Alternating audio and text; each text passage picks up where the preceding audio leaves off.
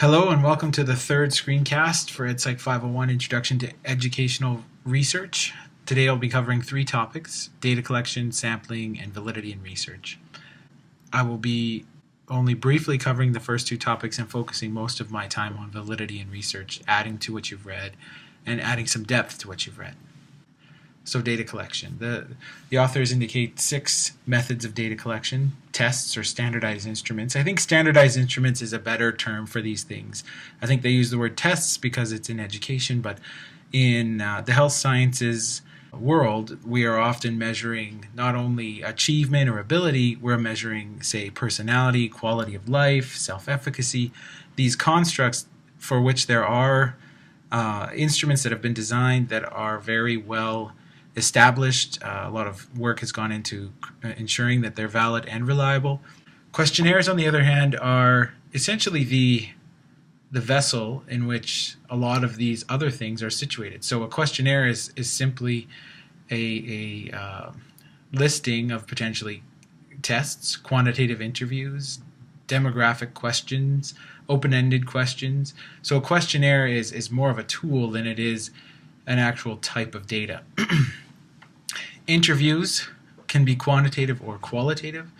A quantitative interview is a very structured, often closed-ended tool in which you're basically reading through a questionnaire, versus a qualitative interview, which are open-ended and designed to allow the participant or the respondent to talk through and describe in detail their experiences or their understanding of different topics or issues of concern to your research. Focus groups are essentially group-based qualitative interviews. They're, again, containing primarily open-ended questions, and they're conducted with groups of people to spark additional discussion on topics and at even further depth. Observations. Quantitative observations are simply when you are counting your observations of certain behavior, versus qualitative observations, which exist on a continuum from being very external to what you're observing to being embedded, highly situated in what you're observing. Then there is secondary or existing data. This is the idea that a lot of artifacts are generated over time, whether it's books, documents, videos, photography, newspapers. This material exists and it can actually be your source of data, and you can analyze it using quantitative or qualitative techniques. So that's essentially it for data collection. Pretty straightforward concepts, and the text does a good job of covering it. Okay, so sampling. Basically, I'll be covering quantitative and qualitative sampling terminology. And to start off with, in quantitative sampling, there's the idea of random versus non-random. So random is basically a probability-based sampling technique. It's a method of drawing a portion of a population so that each member of the population has an equal chance of being selected. And that's essentially what simple random sampling is. Put everyone's name in a hat who could possibly be in the study and randomly pull out the number that you need. And there's obviously better ways to implement this using statistical packages, but the essential idea is you start with a sampling frame, randomly select people to be a part of your study. So systematic sampling is a way of implementing simple random sampling in a very systematic way. It involves randomly selecting a number to start in your sampling frame, and basically once you've identified that starting point, you would select every kth element to be a part of your sample. But you're going to start at a randomly selected starting point. Stratified random sampling is the idea that you can divide your sampling frame into different strata, males and females, for example, or different ethnic groups, for example. And once you've divided the strata into those, or the sample into those strata, you select within the strata randomly. So you randomly select within the strata as opposed to across the strata. And the reasons you might be doing this is because you want to ensure a certain proportion of individuals are coming from each of the different strata. Then there is cluster random sampling, and this is very important for educational research because a lot of times our students exist in clusters, and so rather than sampling students across different classrooms, we might sample the actual classrooms themselves. And then they introduced the idea of two-stage cluster sampling, and this is where initially you select the clusters randomly, and then within the clusters you also implement some form of random selection of individuals. So then we move into non-random versions of sampling, and this is a likely place that your research will be. And the most likely place is in this idea of convenience sampling. And if you're in this world, it's not the end of the world. It just means that you might not necessarily be able to generalize back to your target population. You will be able to generalize to whatever characteristics your sample end up having. Quota sampling is another version of this, and in fact it's similar to proportional stratified random sampling, where you are trying to get a certain number of people who have certain characteristics. And so purposive sampling is the idea that you are looking for maybe information-rich cases to study in depth. Snowball sampling is the idea that participants are asked to identify other potential participants. So you find someone who's representative of the person you're interested in studying, and then you ask them to suggest other people, and eventually through this snowball technique you build your sample. And all of these non-random sampling techniques simply mean that whatever your sample ends up looking like is as far as you'll be able to generalize. Qualitative sampling deals with the idea that you are definitely in a purposive world. You are sampling for certain reasons, and you want to find cases that meet certain characteristics.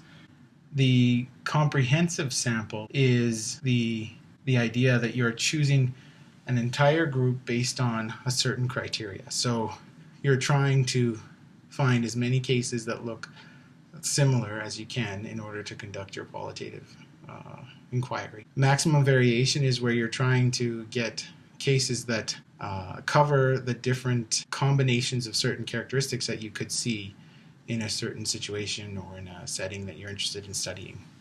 Homogeneous is you're focusing on generating a sample that's got as few differences of perceptions about a topic that you're interested in studying. Extreme case sampling is when you are trying to find the opposite ends of an experience. So a person who has had an extremely positive experience, a person who's had an extremely negative experience, you interview those individuals, or you develop cases of those individuals, and then you compare and contrast their perceptions and experiences.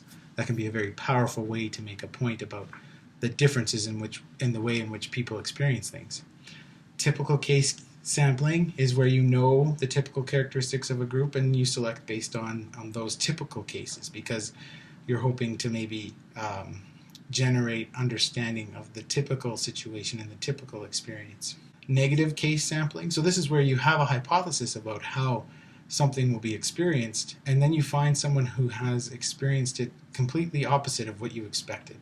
And those obviously can be very powerful examples to explore why a hypothesis isn't working the way you expected, and to shed more light on a certain experience.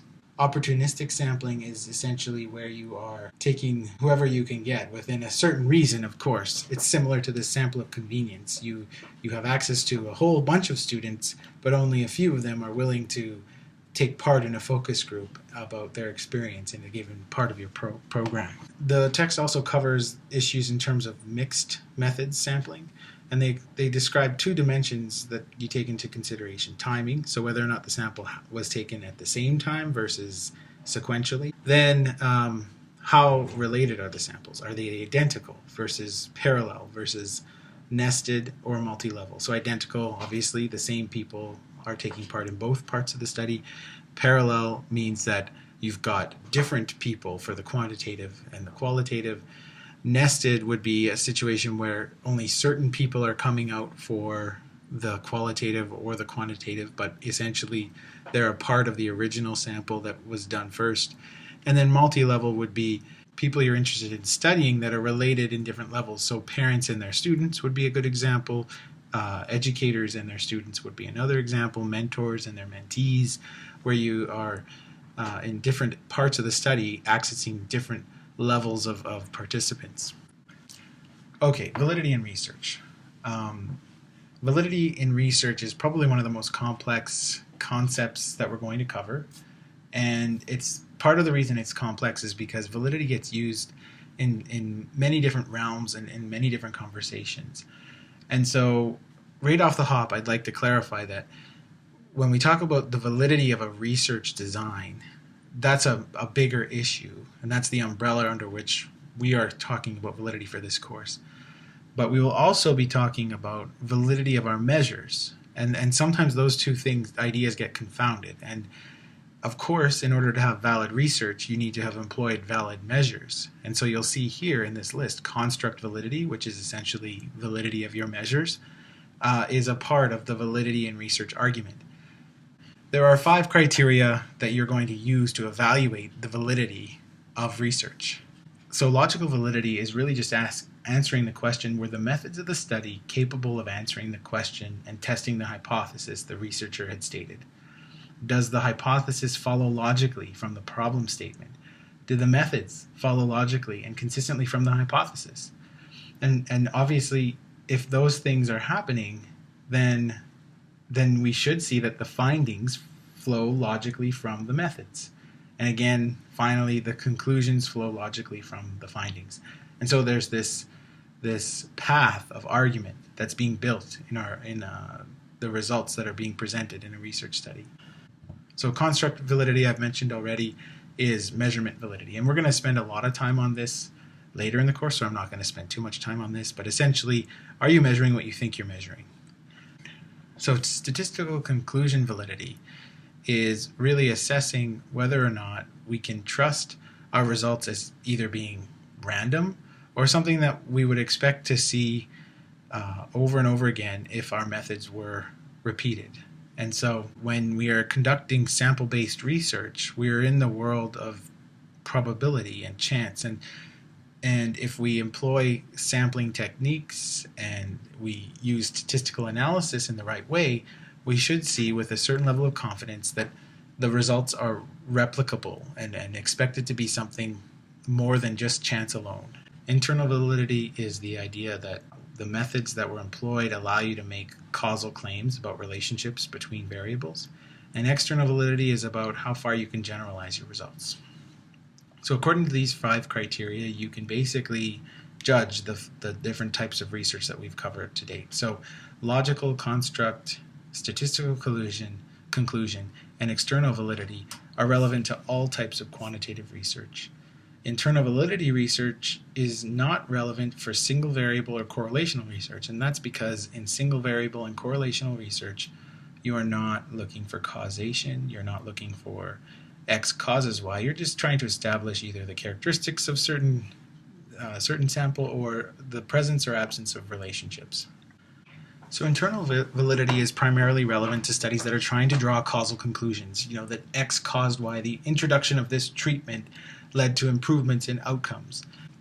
And so we're just trying to evaluate the design in order to determine whether or not it's effectively eliminated all plausible alternative explanations. And that's exactly what this slide says. So we will look through the methods and we will decide if a study is internally valid, if there's an absence of reasonable alternative explanations. And the way that's established is through control. So do they implement designs that control for all of the additional variables that could be contributing to any change that we see?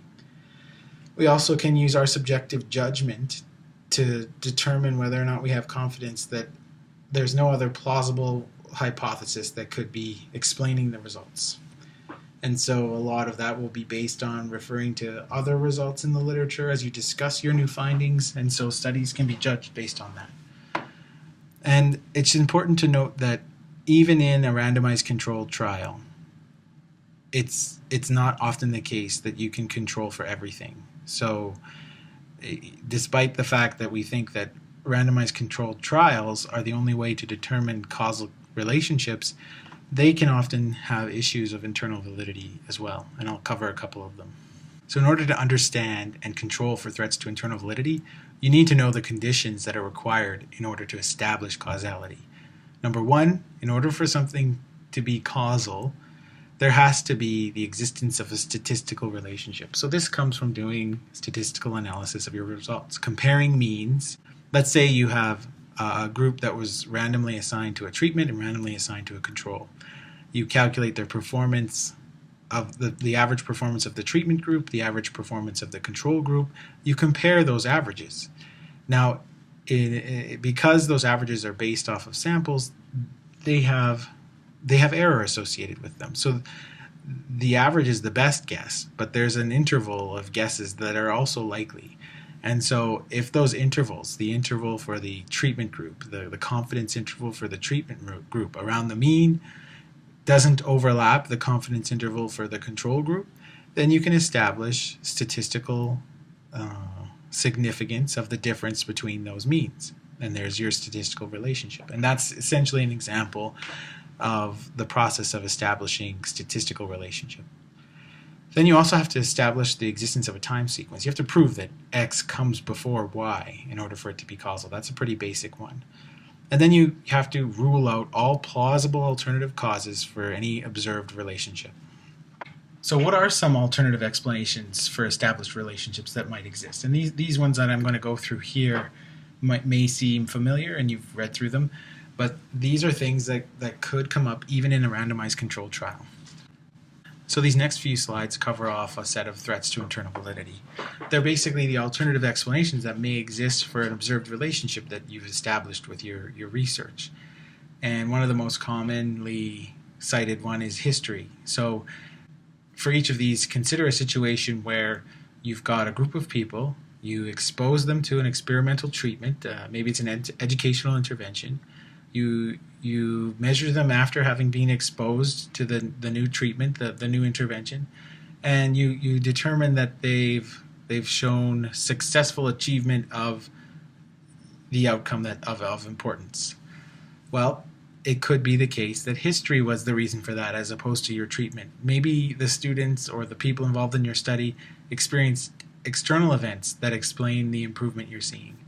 Also, it could be that they just naturally got better at whatever it is you measured at the end of your study. Well, someone might say, well, let's do a pre-test and a post-test. So imagine a situation where you measure baseline performance on a variable you're interested in, you introduce a treatment, you measure the post-treated effect, and you calculate the difference, and there you have your effect. Well, it could be that just simply being exposed to the test in the first place was enough to prompt improvement on the post-test. And similarly, we still haven't eliminated history or maturation. Students could have, or participants in your study could have gotten better on the outcome variable simply due to history or maturation. There is also the problem of instrumentation. So if we don't see an effect where we expect to see an effect, it could be that the instrument has just lost its ability to detect the difference we're looking for. Then there's something called statistical regression threat. And so this is a problem with measurement. If your measure has error in it, or you've only included people in your study who are performing very well or very poorly on your measure, then naturally they will regress towards the mean. So people who score in an extremely low area of your scale will, regardless of whether they're treated, will likely score better just due to statistical regression on a follow-up. So additional alternative explanations are selection. So you may start with non-equivalent groups. Either you didn't randomly assign or random assignment didn't work. So one of the groups is potentially more capable than the other group, potentially contains older people or younger people than the other group, and therefore those kinds of things could be the reasons you're seeing a relationship. Similarly, attrition can cause you to see things differently than if there wasn't any attrition. So are the people who remain in your study different than the people who leave the study? And if so, if you had been able to follow up with the people who left your study, would your results be different? Selection, maturation, interaction is this idea that you've created groups and one of the groups is maturing faster than the other. And it's not because you didn't randomly assign, it just so happens that random assignment maybe failed, or you don't have the ability to randomly assign, which is often the case in educational research, and therefore one group is somehow benefiting from a more rapid rate of maturation than the other. And that's the same idea with history. So you've randomly assigned, yet one group gets exposed to something that the other group doesn't. So it's the idea of treatment fidelity. Did the people in your study only get exposed to the treatment? Especially in educational research, we often see, if we've created two groups, have one group exposed to an educational intervention, there's nothing to say that they weren't also exposed to other things that could be explaining their improvement. And in fact, it could be that the same thing happens to a control group, where the control group shows improvements despite not having received an intervention, but it's because they've received other kinds of external experiences that helped improve their performance. There are two main factors that reduce the likelihood of finding a relationship. One is that the treatment is not sufficiently long or intense. Treatments need to be designed in a way, and it's especially in education, that they have the impact that they're supposed to have. And so you can increase the likelihood of seeing a relationship by ensuring that your treatment is strong enough. Then you've got this idea of treatment fidelity. And there's lots of different versions of this, but essentially this is whether or not you can be sure that your control group has only experienced the control condition and your treatment group has only experienced the treatment condition. And so there's one famous example called the John Henry effect, or the compensatory rivalry effect. And this is a situation where John Henry was put up against some kind of new machine that was supposed to be able to lay railroad tracks faster than any man. And because he knew that he was the control group, he worked harder and faster than he'd ever worked before in order to show that he isn't as bad as everyone thinks, or that men aren't as bad as everyone thinks. And so his performance was not indicative of the true control group that we were trying to establish. And so the comparison was false. And then there's the idea of the Hawthorne effect, where once you know you're being studied, you end up behaving differently, or trying to do better than you actually would if you weren't being observed or weren't being studied. And so how can you generalize your results if you know that people are behaving differently when they're studied versus when they're not? And then treatment diffusion, this is the idea where the control group finds out what the other group is being exposed to and essentially exposes themselves to the same treatment. And all of this is about the fidelity of the treatment and control conditions. And so what are some methods for controlling for non-equivalence? So the selection threat. Well, you can eliminate the variable. So you can sample in a way that you only are dealing with potentially young people if you think that the results would be different depending on the sample's age. You could sample only males, only females, only graduate students, only undergraduate students. If you think that level of education or years of experience change what the relationship you'll be able to see, then eliminate it as a variable and only focus on the people who you expect to see the relationship for. That's not a very good strategy, because it's very interesting when effects change depending on these variables. So you can also just build it into your design, and that's where you introduce it as a moderator. You can use random assignment. Of course, random assignment is the ultimate.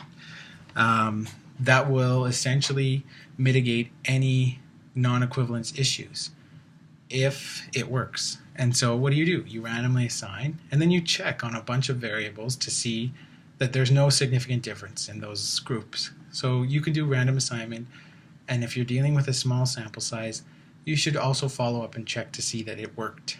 And so random assignment doesn't always work because it is random. Sometimes you will end up with one group that's overly intelligent, or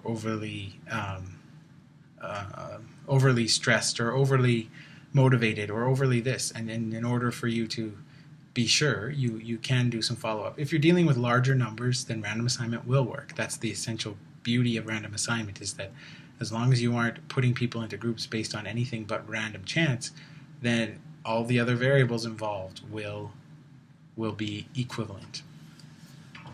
So one way, rather than post hoc checking to see if random assignment works, is you select a series of important variables. You match people on those variables. So find two people who are the same age, have the same IQ scores, have the same motivation scores, have the same aptitude scores, whatever it is, and then randomly assign those two individuals to your two conditions or your three conditions or whatever it is. So this is the idea that you're just adding a little bit more control over the randomization process. You're ensuring, especially if you have a small starting sample, that the groups that you create are non-equivalent. So you can use subjects as their own control. So this is essentially just using subjects as a baseline, measuring them prior to being exposed and then measuring them follow-up. You can do some kind of post-statistical control or something that's called analysis of covariance. This is where you employ statistical techniques to control for the variation that you can attribute to other variables. Or you can do matching without random assignment. This is the case where you don't necessarily have the ability to randomly assign, but you can maybe create groups based on some matching. So what are some of the other methods for controlling for the other threats to internal validity? So we talked about selection bias or selection threat in the last slide. Now we're going to talk about some of those other things like history, maturation. Well, the most powerful way to control for a lot of those things is to employ a control group or a comparison group. And the idea here being that if you have a control group, then you can say that any difference that they experience or improvement that they experience has to be from history, maturation, testing, regression, whatever it is. Any improvement they show has to be due to all these other things that doesn't involve the manipulation, the treatment. And then you look at the difference for the experimental group. And if that difference is even more than what you see for the control group, then that's where you can start to say that there's an effect over and above history, maturation, testing, and regression. So control groups are really powerful ways to eliminate concerns about those issues. So then there's the idea of the control group knowing that they're being treated differently than the experimental group. Well, in order to overcome that, and the problem with that is that they ultimately act differently, knowing that they're not getting the treatment. In order to overcome them, you give them some alternate form of the treatment that's highly unlikely to be affecting the variable you're interested in. And by doing that, you get rid of the issue of compensatory, rivalry or demoralization. The fact that they know that they're not special enough to be treated might affect their performance. And so you want to overcome those things by essentially not letting them know that they aren't being treated. And so this is where the idea of the placebo comes in, and the idea of blinding your respondents or your participants to whether or not they're being treated or whether or not they're part of the control group. It's an important step to override any expectancy effects. And even more powerful would be to employ this double blind, where the experimenter, the people implementing the procedures, don't even know whether or not the participants are getting the treatment versus the control. And so one of the takeaways from this slide is that in order to do a randomized control trial well, you need to implement a lot of control, a lot of design features that essentially might not be possible in the messy world of an educational context. So you know about all of these things. You can start to critically evaluate educational literature based on all of these issues, and then make suggestions for better designs, or make suggestions for how we need to adjust our interpretations of certain results because some of these threats may be present.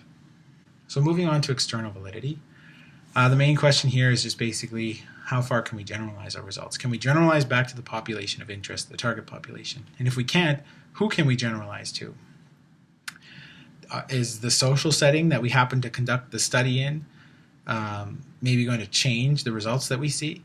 And what about if we use different measures than the ones we actually implemented? Would that change the results we find? So external validity is about the characteristics of the study that might not generalize. And so we start with the population, then we start thinking about context within which the study is conducted, and we start thinking about the different versions of measures that can be used. So there are 5 types of external validity.